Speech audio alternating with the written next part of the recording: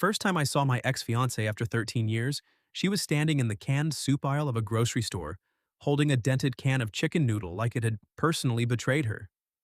Outside, rain hammered the windows hard enough to make the fluorescent lights flicker. Inside, everybody in town was buying batteries, bread, bottled water, and the kind of snacks adults pretend are for emergencies. I was reaching for coffee when she turned. For half a second, I forgot my own name. Then she whispered mine. Daniel? I was 41 years old, a freight train dispatcher who had spent most of his adult life arranging other people's arrivals and departures while avoiding my own. I had come back to Ashford, Oregon for exactly 6 days to clean out my late father's house, sign a few papers, and leave before memory could get its hands around my throat. That was the plan. Then Julia Mercer looked at me with the same brown eyes that had once made me buy a ring I could barely afford, and the plan went straight to hell. She was not 28 anymore. Neither was I. Time had touched her in honest ways, softened the edges of her face, drawn fine lines near her eyes, taught her shoulders to carry invisible weight. Her hair was shorter now, tucked behind one ear, with a few silver threads catching the grocery store light. But she was still Julia, not the glossy, laughing woman from our engagement photos. Something quieter, something guarded, something real. And somehow that hit me harder. Julia, I said. The can slipped from her hand and clanged onto the floor. We both bent for it at the same time because apparently 13 years apart had not improved either of our timing. Our fingers brushed. She pulled back first. Sorry, she said too quickly. I'm just storm shopping, like a normal person, very calm. Extremely prepared. I almost smiled. You're buying one can of soup. I'm easing into survival. There it was. That dry little spark. The one that used to show up right before she made me laugh when I was trying to be serious. I picked up the can and handed it to her. Good strategy. Start small. Panic responsibly. Her mouth curved, but it didn't last. Her eyes moved over my face like she was comparing me to an old photograph and finding damage there too. You look. She stopped. Older? Alive, she said. That should not have hurt. But it did.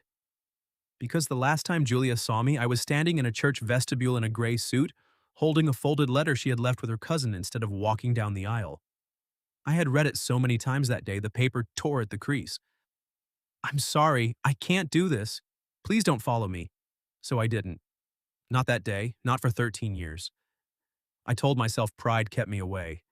Then anger, then common sense. Eventually, I just called it history and learned to live around the empty space. Now she was 3 feet from me, smelling faintly like rain and rosemary, and every lie I had built for survival began to wobble. You still live here? I asked. She nodded. I run the flower shop on Harbor Street now, Mercer and Bloom. Your grandmother's place? After she passed, yes. She looked down at her cart, embarrassed by its sad contents. It turns out flowers are easier than people. They still die, but they're honest about it.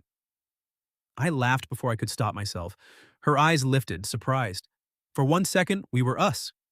Then the lights flickered again, harder this time, and the whole store gave a nervous murmur. A clerk announced over the speaker that they'd be closing early because the coast road was already flooding. Julia glanced toward the doors. You okay getting home? I asked. I'm fine.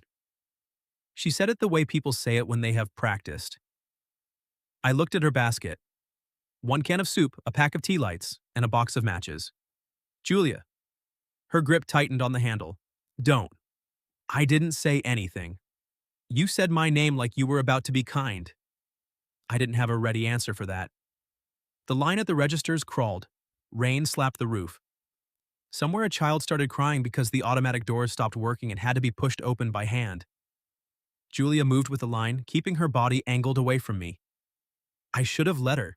I had signed enough invisible contracts with the past. We were adults now. We could survive one awkward grocery store encounter and go back to our separate lives. Then her phone rang. She looked at the screen and every bit of color left her face. I didn't see the name, but I saw the fear she tried to hide. She silenced it. A second later, a text came in. Then another. Her thumb hovered, shaking.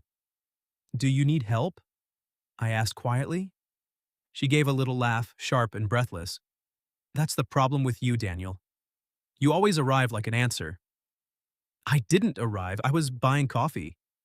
That makes it worse. We paid at separate registers. Outside, the wind shoved rain sideways across the parking lot. My rental truck was near the front. Julia's old blue Subaru was under a dying security light, driver's side window taped with plastic. She saw me notice. Don't, she said again. I'm beginning to think that word means something different to you. It means I can't survive being looked at like I'm still her. Still who? She hugged the paper bag to her chest. Rain spotted her hair, her cheeks, the collar of her green coat. She looked exhausted and beautiful in a way that had nothing to do with being young. The woman you remember, she whispered. I'm not her anymore. The wind filled the silence between us. I should have said something perfect, something gentle, something that made 13 years fold neatly into forgiveness. Instead, I said the only true thing I had. I'm not the man who stopped asking questions anymore. Her eyes flashed. Then the Subaru's plastic window tore loose with a wet snap, and the storm blew rain straight into the driver's seat. Julia closed her eyes, just for a second. But it was long enough for me to see she was tired of holding herself together alone. I took the bag from her hands before she could protest. Come on, Daniel. My father's house is 5 minutes from here. It has a dry couch, bad plumbing, and enough canned chili to insult both of us. You can wait out the worst of the storm there. She stared at me like I had offered her something dangerous. Maybe I had. Why would you do that? She asked. Because I had loved her once. Because part of me still knew exactly how she took her tea. Because when she said she wasn't the woman I remembered, I realized I didn't want a memory standing in the rain. I wanted her, but I only said, because your car is flooding. She gave a shaky smile. Very romantic. I'm easing into it. That got me another almost laugh. Small, reluctant. Enough. We ran through the rain to my truck. I opened the passenger door and she climbed in, bringing with her the scent of wet wool, rosemary, and every unfinished thing in my life. I started the engine. Neither of us spoke until we pulled out of the parking lot. Then Julia looked straight ahead and said, barely louder than the rain, I didn't leave because I stopped loving you. My hands tightened on the wheel. And suddenly the storm outside felt like the least dangerous thing between us. I nearly missed the turn onto my father's street. Julia noticed. Of course she did. You always did that, she said softly. Held the wheel tighter when you were trying not to feel something. I loosened my grip, but it was too late. The old habit had already betrayed me. You always did that, I answered. Said something observant when you were trying not to answer for yourself. A flash of lightning lit her profile. She looked older in the burst of white light, yes, but not diminished. Just human. Weathered by years I hadn't been there to witness. She turned toward the window. Fair. The house sat at the end of Birch Lane, hunched beneath two dripping cedars. My father had never been good at maintenance after my mother died, and grief had a way of showing up in peeling paint, crooked gutters, and a porch light that blinked like it was considering retirement. I parked close to the steps. Julia stared through the windshield. I haven't been here since the rehearsal dinner, I said. She flinched. I regretted it immediately, but the words were out, lying between us like broken glass. I'm sorry, I said. No. She swallowed. You're allowed to remember. I grabbed her grocery bag and led the way inside. The house smelled like dust, old wood, and the lemon cleaner I'd been using to convince myself I was accomplishing something. Boxes lined the hallway. My father's life reduced to labels written in black marker. Tools, taxes, mom's Christmas things, keep? Maybe? Julia paused beside the last one. He kept her ornaments? She asked. All of them. She used to hang the silver birds first. I looked at her. You remember that? Julia gave a faint smile. Your mother let me help one year. She said if I married you, I should learn where the stubbornness came from. She liked you. She was kind to me. She loved you, I said. That silenced us both. I turned on lamps in the living room and found towels in the hall closet. When I came back, Julia was standing near the mantel, staring at a framed photograph of my parents on the beach. My father was laughing, my mother's hand pressed against his chest as if she was trying to keep joy from spilling out of him. Julia took the towel but didn't use it. Sit, I said. You're shivering. I'm fine. There's that word again. This time she didn't argue.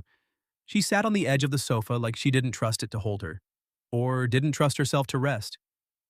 I went to the kitchen, put the kettle on, and opened 3 cabinets before finding tea. Earl Grey. Ancient, probably. But when I carried 2 mugs back, her eyes softened. You remembered. I remember a lot of things I pretended not to. Her hands closed around the mug. Fine lines gathered at the corners of her eyes as she looked down. That sounds exhausting. It was. The storm battered the windows. Somewhere upstairs, a branch scraped against the siding with a long, dragging sound. Julia's phone buzzed on the coffee table. She didn't touch it. I set my mug down. Who keeps calling? No one you need to worry about. Julia. She pressed her lips together. The same mouth that had once kissed me in my truck outside this very house, laughing because my father had flicked the porch light 3 times. I was married, she said. The room shifted. I had known it was possible. 13 years was long enough for whole lives to happen. Still, hearing it felt like stepping onto a stair that wasn't there. Oh, it ended 2 years ago. She looked at me quickly. It wasn't some great love story. I nodded, not trusting myself to speak. His name is Grant. He's not evil. That would be easier, honestly. He's just the kind of man who turns every room into a courtroom and every apology into evidence. Her fingers tightened around the mug. He still thinks I owe him explanations, time, access, whatever word he's using this week. That's who called? She nodded. Did he hurt you? The question came out low. Julia met my eyes. Not the way you mean. I waited. He made me small, she said. Slowly, politely, with receipts. Anger rose in me, immediate and useless. I had nowhere to put it. No right to wield it like I was still the man standing beside her. But I wanted to. I'm sorry, I said. She gave a tired little shrug. I let it happen. No. You don't know. I know enough to say no. Her eyes shone, but she blinked it back hard. Don't be gentle with me just because I look like someone who needs it. I leaned forward. You don't look like someone who needs pity. Then what do I look like? The question was too raw to be casual. I could have said beautiful, I wanted to, but I saw the trap. Not one she'd set for me, but one life had built around her. A compliment might sound like denial, like I was refusing to see the years. So I told her the truth carefully. You look like someone who has carried more than she should have had to. You look tired. You look guarded. And you still look like Julia. Her face crumpled for half a second before she turned away. I was so afraid you'd see me and compare, she whispered. To what?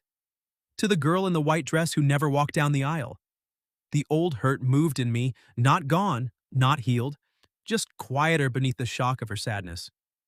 Why didn't you? I asked. The rain filled the room. Julia set the tea down with both hands. My mother came to see me that morning. I frowned.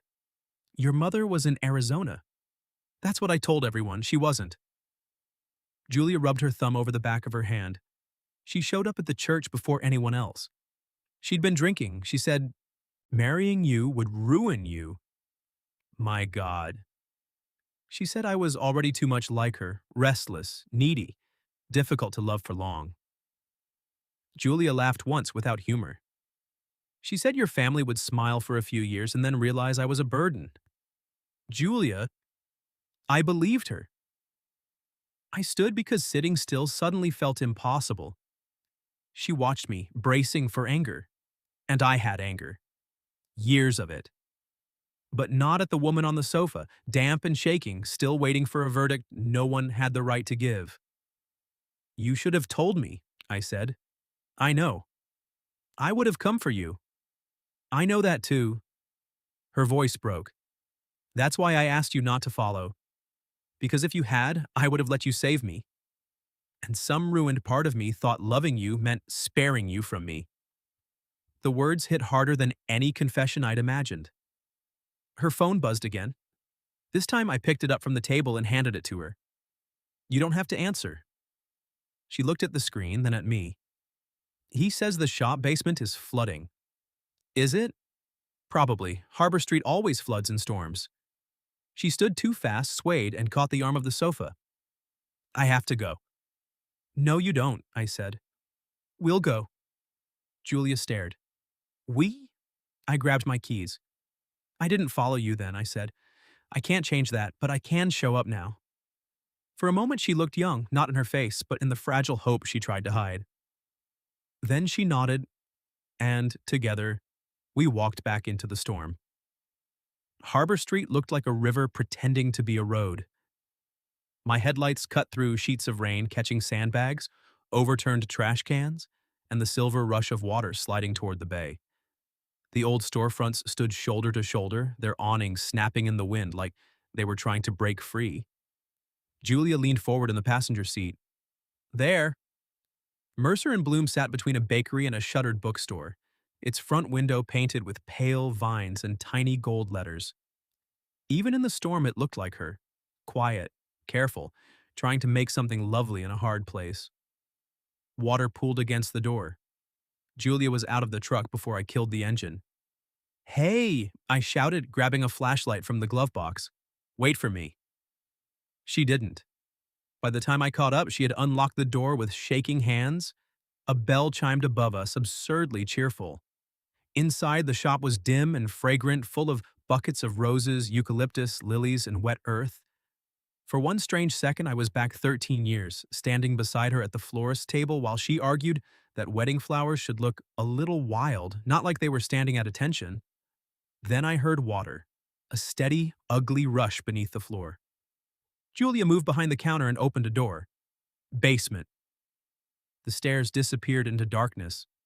Absolutely not, I said. She gave me a look over her shoulder. You still think saying things firmly makes them true. I've had some success. Not with me. No, I said. Not with you. That softened her for less than a second. Then she went down. I followed, muttering words my mother would not have approved of. The basement was ankle-deep already. Cardboard boxes floated near metal shelves. Water poured in from a seam near the back wall, running over the concrete like a wound that wouldn't close. Julia splashed toward the shelves. The invoices are up high, the ribbons too, but the vases? Tell me what matters most. She looked overwhelmed. Everything matters. Then tell me what can't be replaced. That stopped her. Her flashlight beam trembled, then landed on a row of plastic bins stacked beneath the stairs. Those, she said quietly. I waded over and lifted the first one. It was heavier than expected. What is it? Grandmother's ledgers, old photos. Her recipe cards, letters. I carried it upstairs, then came back for another. And another. Julia worked beside me without argument, passing boxes, hauling soaked linens, moving what we could above the waterline. After 20 minutes, my boots were full, my back ached, and Julia's hair had come loose around her face. She looked exhausted, fierce, and alive in the blue-white beam of the flashlight. At the top of the stairs, I found her standing still, holding a small wooden box. What is it? I asked. She didn't answer. Then she opened it. Inside was a folded piece of ivory paper wrinkled with age. I knew it before I saw the handwriting, our wedding invitation. Daniel Hart and Julia Mercer request the honor. My throat closed. You kept that? She touched the edge with one finger. I tried to throw it away once. Once. More than once. Her smile was sad. Turns out I'm terrible at letting go in practical ways. I stepped closer. Julia. She shut the box quickly. Don't make it mean more than it does. I didn't say anything. You breathe differently when you're about to. Despite everything, I almost laughed. Then the bell above the front door rang. Julia froze. A man's voice called out, Jules? Her whole body changed. Not dramatically, not like a movie. Just a small folding inward, a tightening around the eyes, a breath held too long. I knew before she said his name. Grant. He appeared at the basement doorway in a dark raincoat, hair wet, smile practiced. Handsome in the polished way of men who expect mirrors to cooperate. His eyes went from Julia to me. "Well," he said, "I see you found help." Julia climbed the last stair. "Why are you here?" You weren't answering. That usually means someone doesn't want to talk. His smile thinned. "I was worried about the shop. You sent a text.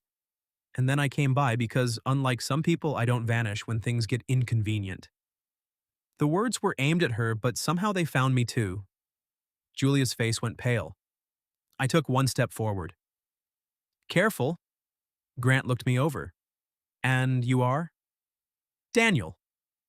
Something flickered in his expression. Recognition. Calculation. "Ah," he said. "The fiancé." "Ex," Julia said. Grant's eyes stayed on me. "Of course. Ancient history has a way of looking romantic when you leave out the damage." Julia set the wooden box on the counter. "Grant, go home." "I will, after you and I talk." "No." He blinked, as if the word was new in her mouth. She seemed surprised by it too. The shop went very still except for the storm and the water below. Grant lowered his voice. "Jules, don't perform." She said no, I said. "I wasn't speaking to you." "No," Julia said again, stronger. "You weren't. You rarely were." He stared at her. I watched her hands tremble at her sides, watched her fight the old instinct to soften, explain, apologize for taking up space. Then she lifted her chin. "You can check the basement if you're truly concerned," she said, "but you don't get to stand in my shop and talk to me like I'm something you own." For the first time since he'd walked in, Grant looked uncertain. Then anger crossed his face, quick and ugly. "You think he came back for you?" he asked. "After all this time?" "Men don't come back for reality, Julia. They come back for memory." The words landed exactly where he meant them to. I saw it, the tiny flinch, the old wound reopening. Before I could speak, Julia whispered, "Maybe." My heart broke a little. I turned to her. "No." She wouldn't look at me. I stepped between them, not to block her, but to make sure my words reached her first. "I didn't come back for a photograph," I said. "I didn't come back for 28. I didn't come back for white dresses or perfect skin or any version of you that never had a chance to get tired." Her eyes lifted. "I came back to bury my father and run away again," I admitted. "Then I found you in a grocery store arguing with soup, and I realized the part of my life I thought was over was standing right in front of me, older and hurting and still somehow making jokes when she was scared." A tear slipped down her cheek. Grant scoffed, but it sounded weak now. "Touching." Julia wiped her face. "Leave." This time, he did not argue. The bell rang behind him. For a long moment, neither of us moved. Then Julia sank onto the stool behind the counter, one hand over her mouth. I crouched in front of her, careful not to touch without permission. "Are you okay?" She laughed through tears. "No." "Good," I said gently. "That was a terrible question." She looked at me, and something open and frightened passed between us. "You stayed," she whispered. I thought of the church, the letter, the years. "I'm learning," I said. Downstairs, water kept rising. But upstairs, for the first time all night, Julia reached for my hand. We saved what we could until the fire department came through Harbor Street and told everyone to clear out. By then, the basement was lost for the night. Julia stood in the doorway of Mercer and Bloom, soaked to the knees, watching two firefighters stack sandbags across the entrance. Her rescued boxes sat in my truck beneath a tarp. The wooden box with our old invitation was tucked under her arm. "You should be angry," she said. I looked at the water rushing along the curb. "At the flood?" "At me." "I was angry at you for a long time." Her face tightened, but she nodded like she deserved every word. So I kept going, because truth without kindness had already done enough damage in her life. "I was angry when I was 28, and 30, and 33. Then it got boring, carrying you like a bruise everywhere I went." "Did you stop?" "No." I gave her a small, tired smile. "I just stopped calling it anger." The wind pushed rain beneath the awning. Julia shivered, and this time when I reached out, she let me wrap my coat around her shoulders. I married Grant because he didn't feel like a dream, she said. He felt like a decision. Sensible. Safe. And was he? For a while, he was predictable. I mistook that for safe. She stared at the dark window of her shop. After you, I didn't trust wanting anything too much. I understood that better than I wished. A firefighter waved us back from the curb, and we returned to my father's house in silence. Not the sharp silence from before, but a full one. A silence with furniture in it, things waiting to be unpacked. Inside, the power had gone out. I found candles in a kitchen drawer, and Julia lit them with the matches she had bought with her single can of soup. Soon the living room flickered gold and shadow. See? She said, setting the candle on the coffee table. Prepared. You were one can away from heroism. Her smile lasted longer this time. We changed into whatever dry clothes I could find. I gave her an old sweatshirt of mine and a pair of my mother's wool socks still folded in the laundry room after all these years. When Julia came back, sleeves covering her hands, hair damp around her face, I had to look away. Not because I didn't want to see her, because I did. Too much. She noticed anyway. What? Nothing. Daniel. I rubbed a hand over my jaw. You're wearing my mother's socks. Julia looked down, suddenly tender. Oh. She would have liked that. Her eyes filled again, but she blinked the tears back. I'm tired of crying in front of you. I'm not keeping score. I am, she whispered. I sat across from her, leaving space between us. Then stop. She let out a shaky breath. You make it sound simple. It isn't. I'm just hoping one of us can pretend for a minute. The candlelight moved over her face. The years were there. The strain, the softness, the guardedness. But so was the woman who once danced barefoot in my kitchen because a song came on the radio. So was the woman who cried at old dogs in commercials and argued with me about whether tulips were cheerful or smug. I need to tell you the rest, she said. My chest tightened. All right. After I left the church, I drove until I couldn't see the road. I ended up at a motel outside Salem. I kept waiting for myself to turn around. She swallowed. Every hour I didn't, it got harder. Then shame became its own kind of weather. I thought if I came back, your family would look at me and see exactly what my mother said I was. My father never blamed you, I said. Her eyes snapped to mine. He was furious at the situation, at me for refusing to talk about it, but not you. I looked toward the hall at the boxes waiting there. A few months before he died, he asked if I'd ever looked for you. What did you say? I said no. And what did he say? I smiled sadly. He said, stubbornness is not the same thing as dignity, son. A laugh broke out of her, small and wet and surprised. That sounds like him. Yeah. The rain softened against the windows. Somewhere deep in the house, the old plumbing knocked. Julia turned the wooden box in her hands. I used to imagine running into you, in very flattering lighting, obviously. Obviously. I was always composed in those versions, graceful, thinner, younger looking. Successful enough that you'd know I hadn't fallen apart. You did not fall apart. Her gaze lifted, painfully honest. Some days I did. Then you put yourself back together. Not the same way. No. I leaned forward. Maybe not. That was the whole truth, wasn't it? We were not the people who had lost each other. We were the people left after. Julia opened the box again. Beneath the invitation was a photograph I hadn't seen in years. Us at the county fair, her laughing against my shoulder, my hand half raised to block the camera. Young, sunlit, certain.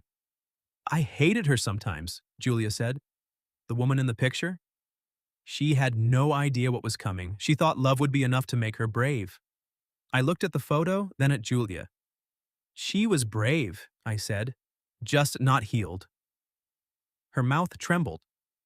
I moved slowly, giving her time to pull away, and took the picture from her hands. And for the record, I'm not in love with a photograph. She watched me as if wanting to believe me hurt. Then what are you in love with? The room went quiet. I could have stepped back from it. I could have said we were tired, emotional, storm shaken. All true. But I had lost 13 years to what went unsaid. You, I answered. Still, differently maybe, carefully, but yes.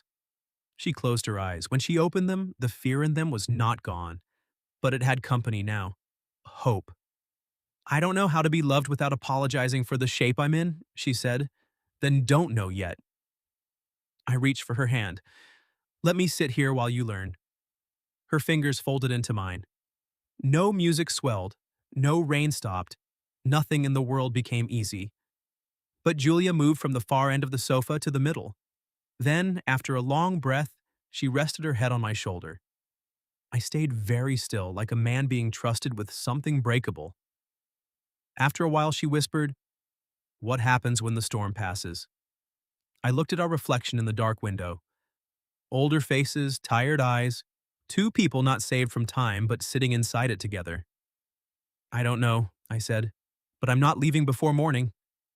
Her hand tightened around mine, and for that night, morning was enough.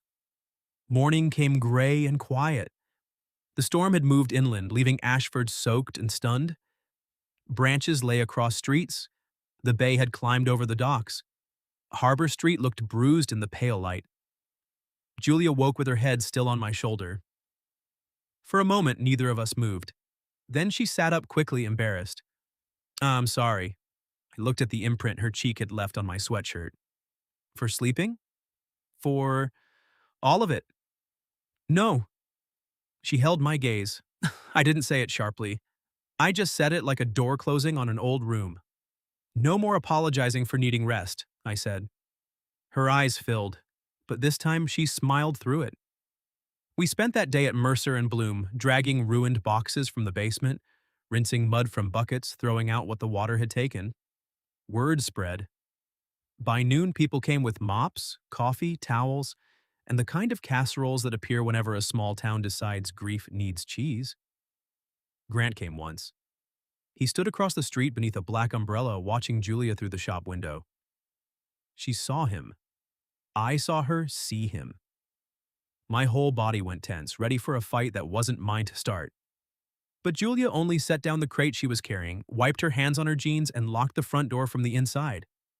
Not slammed, not dramatic, just locked. Then she turned back to the mess and said, "Daniel, can you help me move the roses?" I did. That evening, after everyone left, we stood in the ruined shop surrounded by flowers that had somehow survived. Tulips bent over their buckets. Roses opened despite the cold. Eucalyptus perfumed the damp air. Julia touched a chipped vase. I don't know what this is now. The shop? She glanced at me. Us. I wanted to tell her I knew. I wanted to promise her clean answers, bright certainty, a love untouched by fear. But we were too old for lies dressed as romance. I don't know either, I said. But I can stay a few more days. She looked down. And after that? After that, I can come back. Her breath caught. I'm not asking you to marry me again in a flooded flower shop, I added. A laugh escaped her, soft and real. Thank God, the setting needs work. I'm asking if I can know you now, not who you were, not who I imagined. You, the woman who runs toward basements and storms and buys one can of emergency soup. She covered her face with one hand, laughing and crying at once. Then she stepped into me. This time I held her, carefully at first, then with both arms.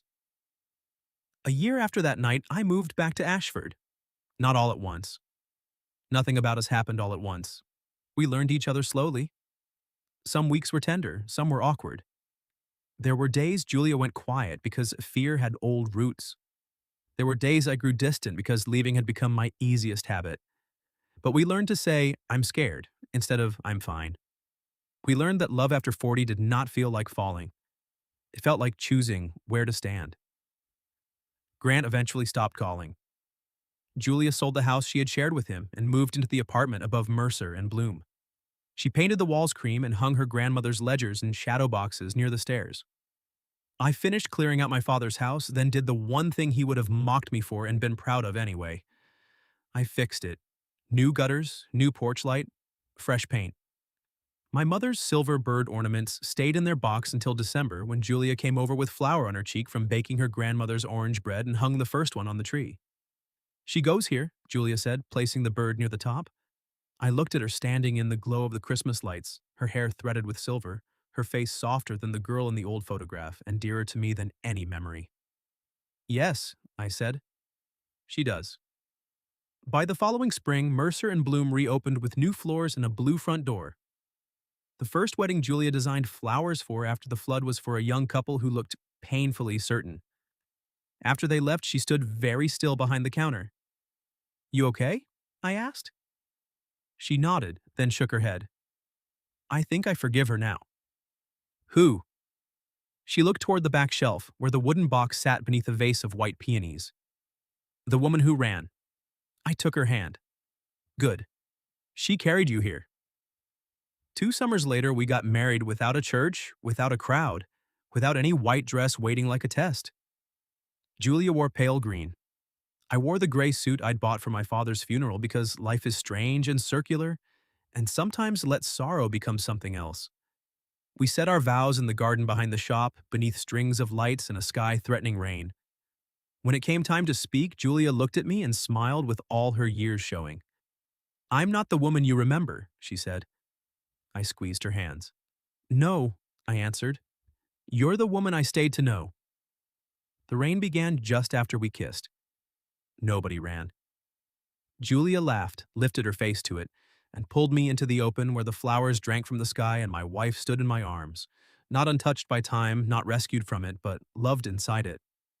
What would you have done if something like my ex-fiancée whispered, I'm not the woman you remember anymore? Then I stayed. Happened to you? And have you ever mistaken kindness for something your heart was too afraid to name? Tell me your story in the comments. If you like this one, leave a like, subscribe, and I'll see you in the next video.